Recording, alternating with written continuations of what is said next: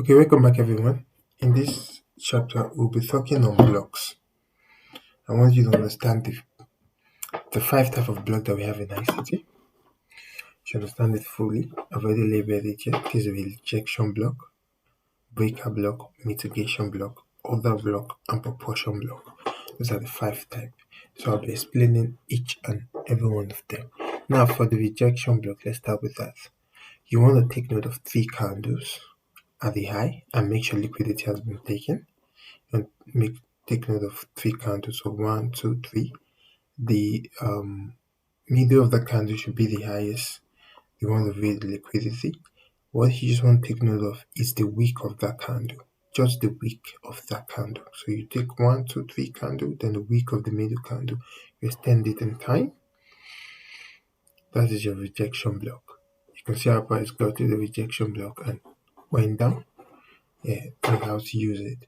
Now for the breaker block, which I already explained before, this is another block. Price left, took liquidity, came back, crashed, broke this other block. Broke it. That's what made it a breaker block. So price going back into that, as you can see, before crashing lower. That's the breaker block.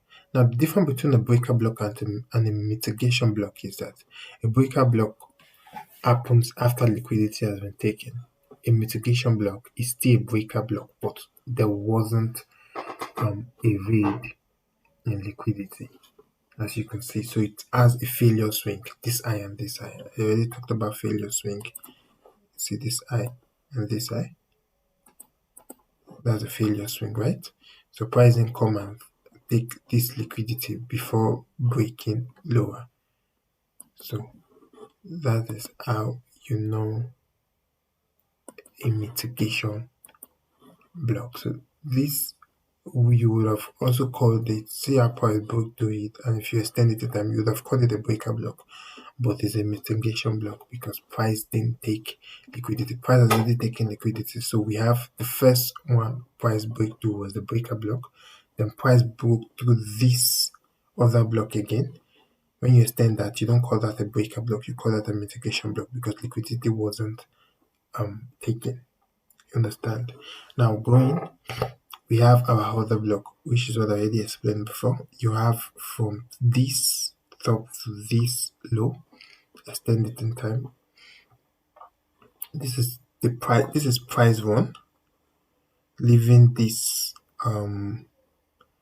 down close candle, leaving this down close. If you extend it, that's your other block. Now, if you do this, as I talked about the rejection block here, you take 1, 2, 3. If we take 1, 2, 3, this middle candle wasn't greater than this and this. It's just like your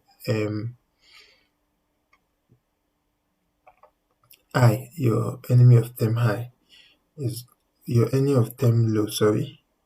So it didn't take that, so we're not going to take this as a rejection block. We'll just go with it as an other block, use it as the other block, right?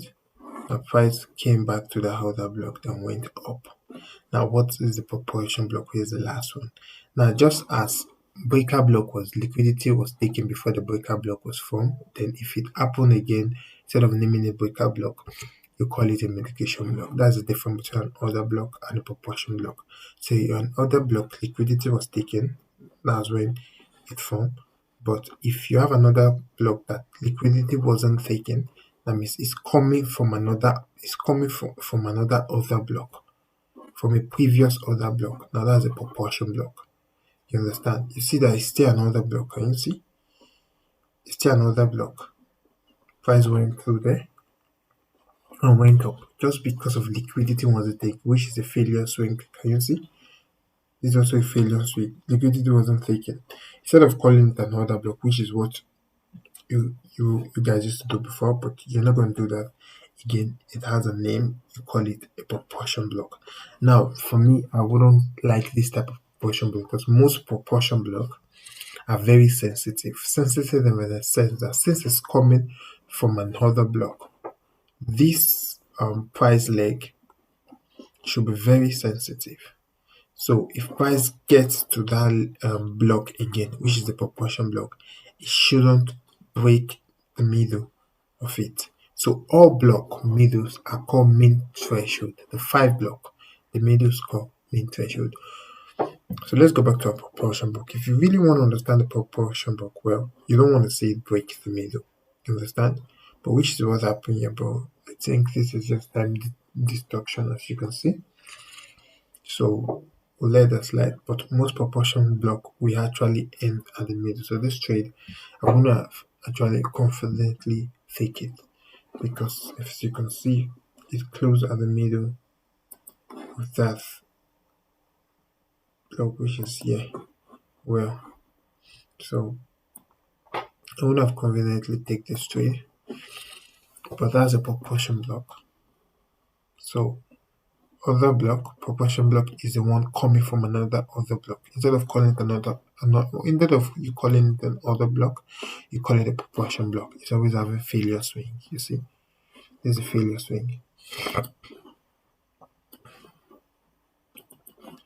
You understand? So please always take note of the block and their right names, and you should try to maybe screenshot this and reminisce on it so you can really understand it fully. You understand? We can also see another this is another block, of course. This, right? This is an order block. We have price breakdown. This is another order block that form. So we'll not call that another block, right? You call it a proportion block because it's coming from what? Another order block. So price go there, but we broke through it again, which I told you I don't want to see before actually crashing down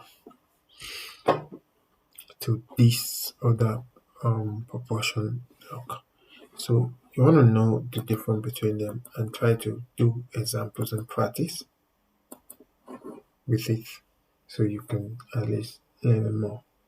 Take note of the liquidity, this buy side and sell side, and it all forms the block. So thank you and have a good day.